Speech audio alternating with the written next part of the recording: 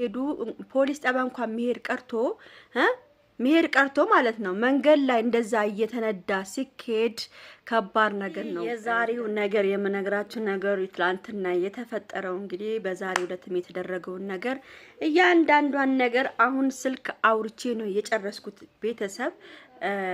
እኔ በጣም እጅግ በጣም እኔ ምን ብዬ እንደምነግራችሁ ብቻ ግራ ነው የሚገባው። ዛሬ አስደንጋጭ እና በቃ እኔ እንጃ ደስ የሚል ነገርም አለው፣ ደስ ማይልም ነገር አለው። በጣም ነው የሚያሳዝነው እና በትላንትና ዕለት ምን እንደተፈጠረና ዛሬ ጠዋትም ምን እንደተፈጠረ እነግራችኋለሁ ማለት ነው ቤተሰብ። ለማንኛውም ይሄን ቪዲዮ ሁላችሁም ላይክ፣ ሼር፣ ሰብስክራይብ አድርጉ። ሰብስክራይብ ስታረጉ እኔ 35 ሺህ ምናምን ተከታይ አለኝ።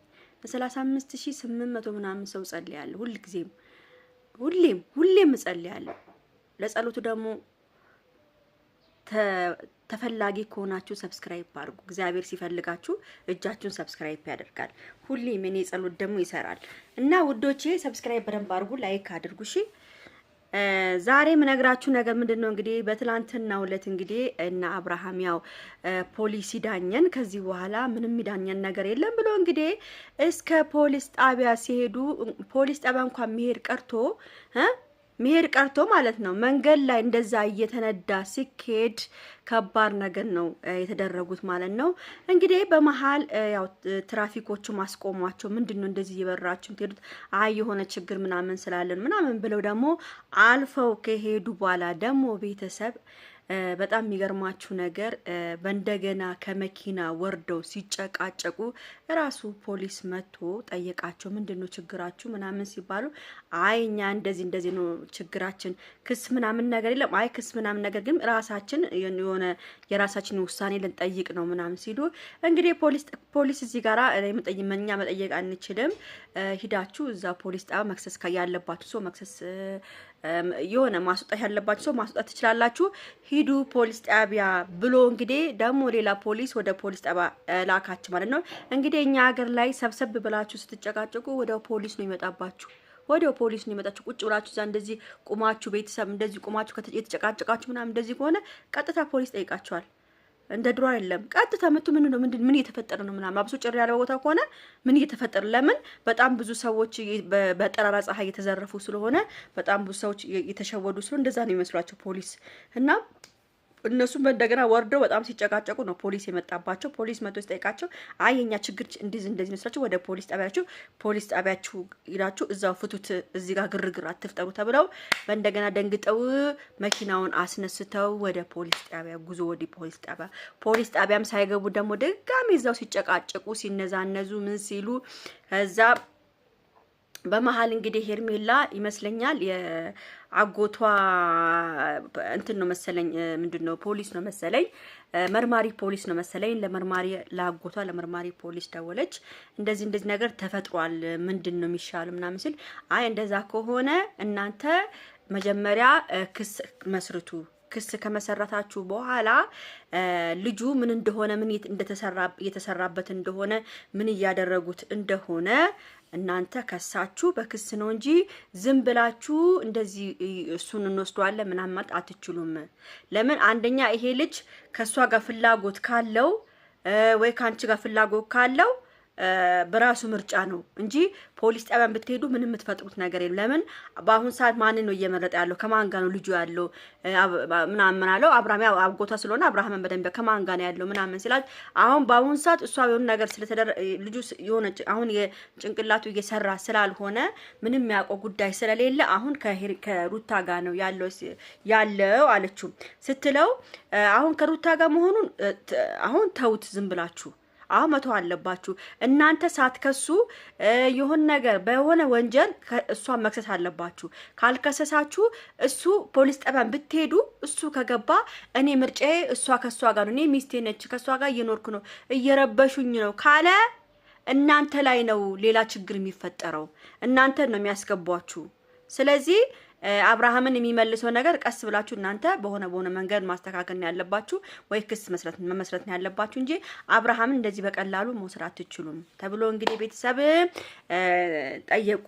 ዳኒም ደነገጠ እንደዚህ አይነት ነገር ሲሰማ።